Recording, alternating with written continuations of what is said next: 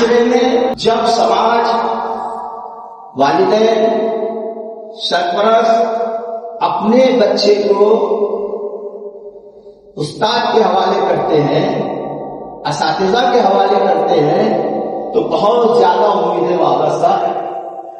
کرتے ہیں۔ لیکن کتنی عجیب بات ہے کہ اگر کسی پائلٹ سے یہ پوچھا جائے کہ آپ پائلٹ ہیں، بتائیے کس طریقے سے ہوائی جہاز کو اڑایا جاتا ہے، لینڈ کیا جاتا ہے، کنٹرول کیا جاتا ہے، اور اگر وہ یہ جواب دے کہ میں اس بارے میں کچھ نہیں جانتا، کیا آپ کو اس وقت تعجب نہیں ہوگا جب کسی ڈاکٹر سے یہ پوچھا جائے کہ دوائیاں کس طریقے سے لکھی جائے، مریض کی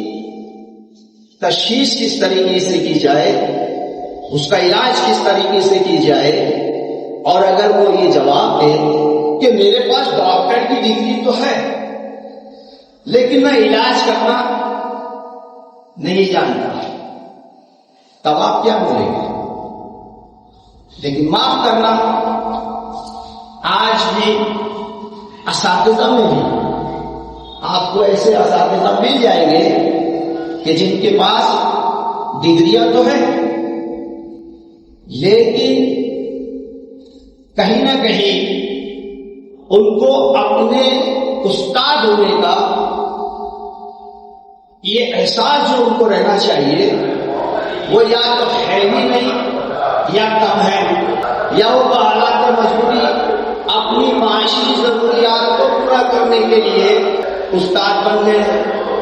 لیکن جانتے نہیں کہ استاد ہوتا کیا ہے، اس کی ذمہ داریاں کیا ہوتی ہے، اس کے پاس کتنی بڑی امانتیں دی جاتی ہیں۔ نیپولین نے کہا تھا کہ ایک ٹیچر کو ایک موقع دیا جائے پڑھانے کا، دوسرا دیا جائے، تیسرا دیا جائے،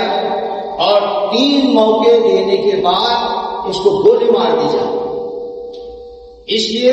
کہ اب اس نے 3 نسلوں کو پڑھا چکا ہے۔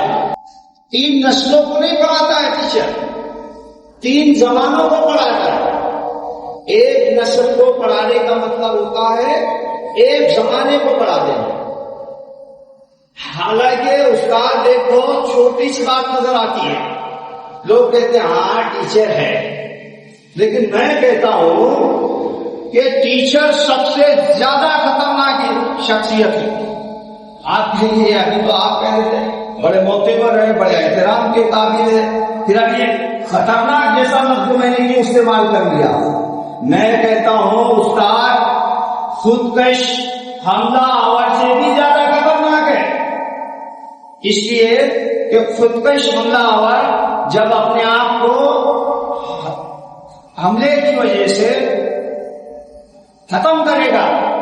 تو اس کے اطراف میں جتنے لوگ آئیں گے وہ 25 آ سکتے ہیں، 50 آ سکتے ہیں، 100 آ سکتے ہیں، تو 100 لوگ اس سے متاثر ہوں گے، 100 افراد کی جان جائے گی۔ لیکن یہ حضرت استاد اگر وہ قابل نہیں ہے